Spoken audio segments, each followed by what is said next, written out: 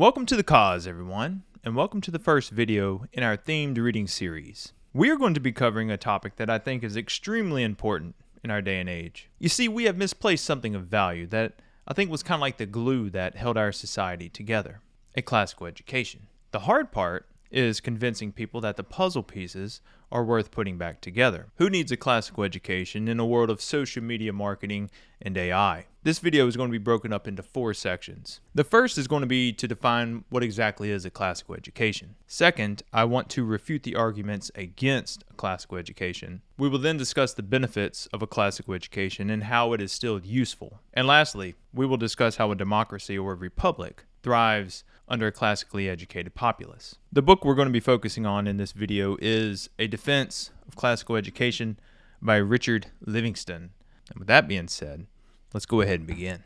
Let's start out by describing what a classical education is. John Milton wrote a letter to a friend in the 1600s, describing, in my opinion, what a true classical education entails. I covered that work in a previous video, so I will link it, and if you want to check it out, you can. That will be considered basically the long explanation. John Locke's writing on education is also a great example. Tracy Lee Simmons also explains it very well, and hopefully he doesn't mind if I adopt his idea. A classical education is a process of engaging with the Greeks and the Romans through their history, literature, and philosophy, and using that knowledge to make better decisions in our own lives. What the Bible is in the world of religion, Greek literature is in the world of thought, and I would say what Latin is in the world of law, order, and expression. A true hardcore classical education dives into the trivium of grammar, rhetoric, and logic. It also dives into the quadrivium of arithmetic, geometry, astronomy, and music. Combine that with learning the Greek and Latin language, and you almost have a full classical education. Once the discussion of Christianity and the scripture is added, do we finally arrive at what most would consider a full classical education? I would personally add agriculture and farming in there as well,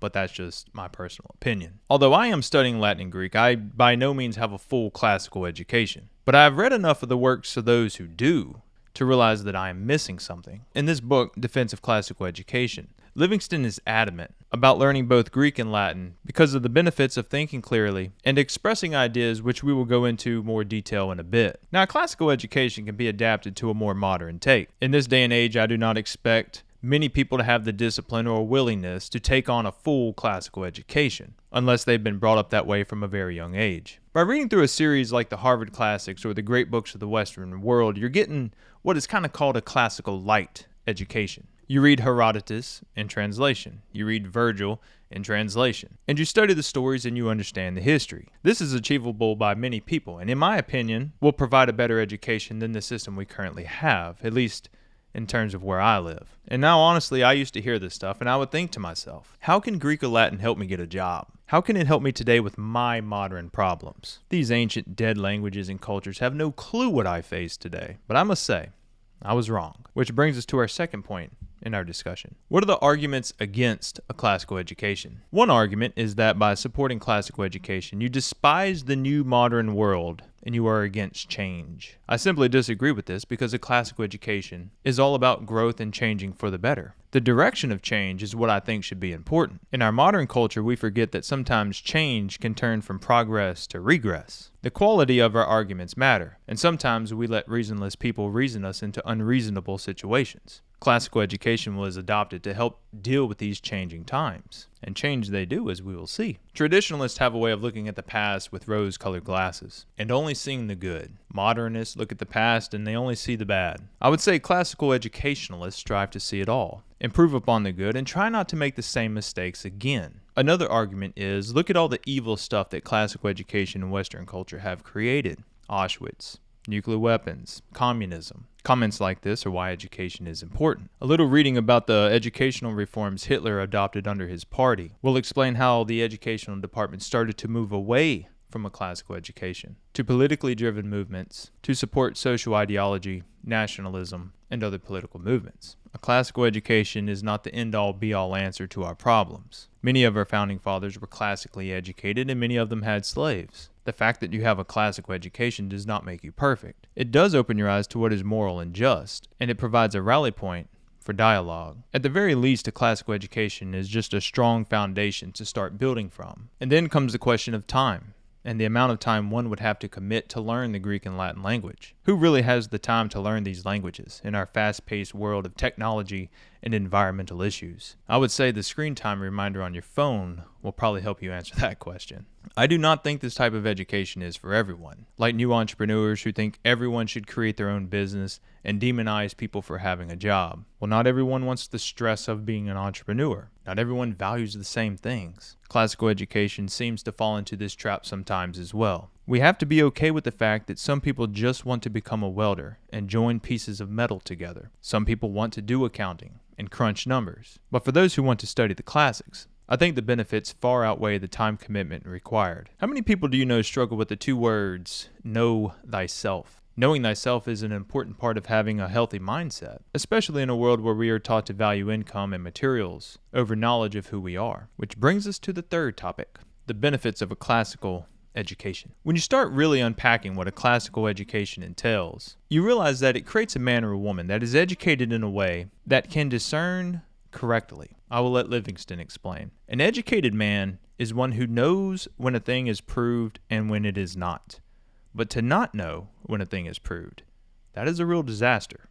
To be unable to sift the evidence, to confuse the essential facts with unimportant details, to miss the bearing of a point, to be deluded by sentiment or passion or rhetoric or humbug, whether it be in politics, education, business, or private life, means failure, as its opposite means success. Knowing what is true and being able to explain in detail why, without a shadow of a doubt, is important. He is not fooled by social ideologies and not cowed by the threat of censure. He understands that traditions don't last forever, and some cultures might have ideas that are worth exploring and trying out. In his book, Livingstone expresses the importance of learning Greek and Latin. Now, we have already discussed the time commitment and the push back to this, but let me explain why he thinks this is important, because it later ties into our fourth topic I want to discuss in regards to our government. Livingstone said, "Not to know Greek is to be ignorant of the most flexible and subtle instrument of expression which the human mind has devised,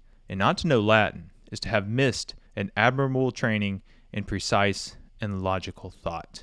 Most people I know have a hard time expressing themselves, including me. There are so many times when I'm just like, hold on, let me really think this through before I say anything. And then, after thinking it through, I can't find the words to explain exactly what is in my head. When I read Francis Bacon or Milton, and I see how direct, clear, and impactful just a sentence or two can be, I realize I do not have something. That something is the tool Livingstone is mentioning, of knowing the root language so well that it becomes the sole instrument of progress. Because those who cannot explain the ideas that they hold will eventually hold the ideas of somebody who can. A person who has control and understanding of language has power. Tyranny has always kept a jealous eye on the power of speech. It has kept an even closer eye on the quality of speech. The best way to keep speech in check is by dumbing it down, as we will see in the next book in our series. Again, another example of this can be seen in the educational reforms by Hitler in the 30s, and also Russia before that. Expression is important, and beyond expression, Livingstone says, one of the chief objects of education is to train flexibility of mind. Jefferson's Declaration of Independence is a great example of expressing ideas. A one-page document captured the soul of a nation and changed the course of history. Most of us, I feel, long for this ability to communicate. And speaking of Greek and Roman literature, Livingstone says, "Combine the two, and you have the strength of Rome without its hardness, the glory of Greece without its instability. And what is important for education, you have perfect models of two sides of human nature, which in union go to make the perfect man and state. That is the reason to study Greece and Rome in a classical tradition. It combines liberty with order, grace with power. It's a way to moderate and temper your own misguided ideas by lessons from those who have tread before us. It is a way to set your house in order before you go out and try to fix the world." Livingstone says again, "If our object is to train exactness of thought, modern language are far inferior to Latin. Exactness of thought and decisiveness in expression is what is needed in a democratic republic form of government. The importance of a classical education is not just personal or to be used for the self. The benefits trickle out to the collective and are used to safeguard the liberties and the progress from past generations. The reduction of citizens to an object of propaganda, private and public, is one of the greatest dangers to democracy." I love that line. So let's move into that. Classical education's impact on government. A simple yet profound line, which is in the book, is this: ignorance of a democracy is a real danger. It is dangerous to allow the direction of the country, or any country, to be directed by those with power who are unwilling to think for themselves. Livingstone said, "A man who knows the origins of the world in which he lives looks at it with more understanding, walks in it with secure and more certain steps. He is less intimidated by words, for he knows their history, less inclined to either excessive respect or contempt for existing institutions, for he sees how they came to be there." It's easy to tear down institutions when we do not understand why they are there in the first place. When we lose the ability or the skill to discern against things, we face what Livingstone called a modern problem. He said, "How often in the 20th century we fail to think out the underlying principles of our beliefs or actions. How often we are victimized by unanalyzed ideas. How indifferent we are to knowledge. How careless of truth. How ready to lose our temper and say things which turn discussion into partisan quarrels. Then we shall see how much we still have to learn from Socrates." We have to be aware of misguided reason. Sometimes reason is packaged in such a way that to disagree can paint you a demon. A Lebanese poet by the name of Khalil, he has a good poem called Reason and Passion. If you haven't heard it, I would highly suggest reading it. Livingstone says, reason is a useful weapon to make a bad case seem good.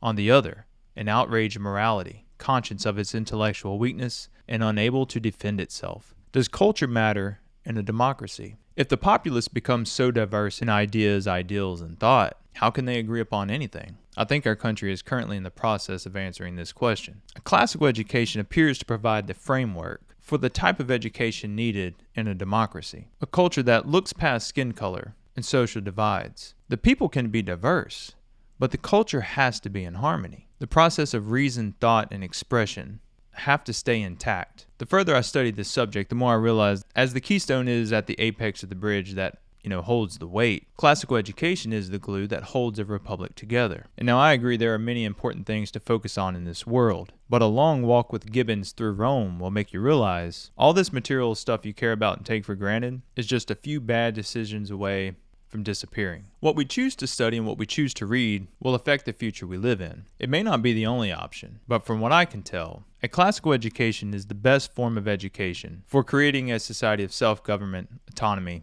and free thought. But it's ultimately up to you. If you have the privilege to vote, you have the duty to read. Now, I know I have not done this book any justice. Livingstone was a true educator, highly intelligent, and understood these concepts on a level I am probably years away from grasping. I see the power in what he's saying, though. Is a classical education for everyone? No, I honestly do not think it is. But for those few that want to understand the world we currently live in, I feel it is a journey worth venturing down. In the next book in the series, we're going to discuss the opposite of a classical education and go into what happens when the state takes control. So if you enjoy these videos, please like and subscribe as they help the algorithm push this content. If you would like to purchase some coffee, there's a link in the description with a discount code for 15% off your first order. I truly hope you enjoyed this video, and I look forward to seeing you in the next one, where we will be discussing Weapons of Mass Instruction by John Taylor Gatto. I'll have these both linked below in the description if you want to check them out. With that being said, drink some amazing coffee, read some amazing books, and I will see you next week. Stay blessed. All the dreams I locked out, I'll go and find. It's good, good, good, good.